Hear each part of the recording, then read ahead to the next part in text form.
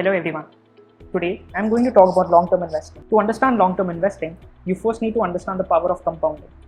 Compound interest basically means earning an interest on interest, but many people don't realize the gains that accrue as compound interest plays out. With compounding, wealth can grow exponentially, and longer the investment is held, the higher and steeper are the returns. An example is that an investment of rupees 1 lakh can turn into rupees 6.7 lakh at 10% in just 20 years. Along with compounding, there are other fundamental factors an investor must consider. Focus on profitability is primary, as companies need to earn extra money on their investments to generate returns for owners of the business and make the business viable for the long term. The next crucial factor is the growth aspect. With the profits earned, a company mostly reinvests the money into the business to grow its size of operations to further increase the value generated by the business. This would in turn increase the profits of the company and help it grow over time. Another factor to consider is the external elements which drive businesses, such as the macroeconomic environment, which determines the overall impact of the economy on the business, government policy, which determines how supportive the government is towards the business, and interest rates, which determines the cost of borrowing and funding for day-to-day operations, as well as project funding. Moving on, we look at some other key parameters to find companies for long-term growth. Investors need to see the sector in which the company serves and the industry potential. This is important as it allows you to see if an industry can provide overall growth and profitability for the businesses. Examples include FMCG and IT, which offer strong growth of value for investors. Companies which rely heavily on government regulation for profitability have a regulation risk, as this risk is out of the company's control and can change in a way that doesn't favor the company and affect profits. Another key factor you should look at is the history of return generation by the company.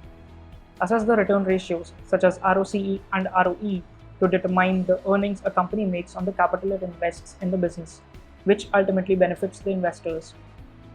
Management quality is critical to check, as they are the ones responsible for taking decisions which can grow a company profitably over the long term and thereby benefit the shareholders.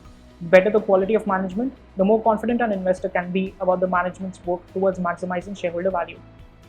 We look at the way revenues and operating margins have performed, which can indicate the growth trajectory and value generation for the company.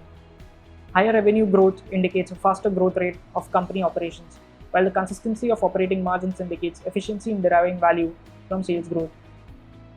Caplan Point Labs has seen strong revenue growth of 29.3% over the last 5 years, while maintaining operating margins in the range of 25 to 35%, which indicates strong growth and value generation.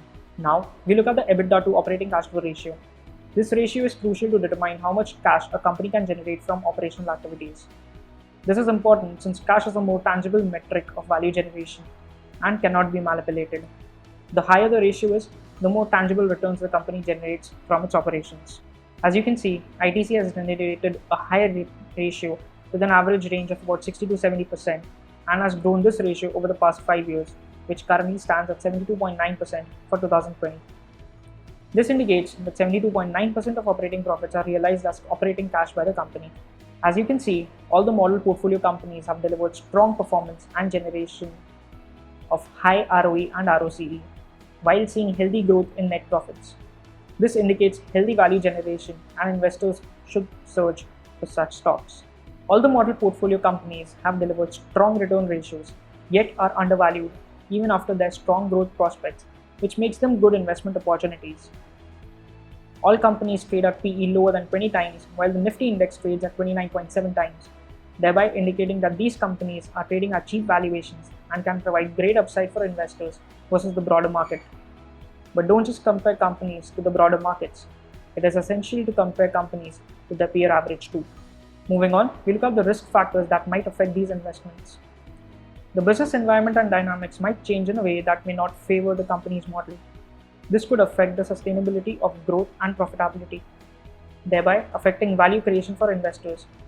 An example could be changes in the IT industry to such an extent that Mphasis might not be able to adapt and may lose its position in the industry.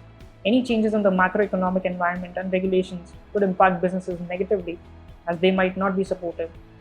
An example could be a scenario wherein the government may change regulations focused on citizen welfare, which may come at the cost of the company's growth and profits. Over time, there may be changes in management which may not be best suited for the company's current growth and may actually end up taking strategic decisions which may result in growth slowdown or value destruction in extreme cases. An investor will have to monitor changes of this nature. With innovation and changing trends, the business might see decline in growth despite the best efforts of the management, which can be fueled by external factors such as rising competition, resulting in reduced pricing power, rising input costs, lower scope of growth, etc. While these factors don't impact companies overnight, management has to be vigilant to adapt to changing trends to maintain growth. Thank you for tuning into Samco, and we hope you have learned about investing for the long term.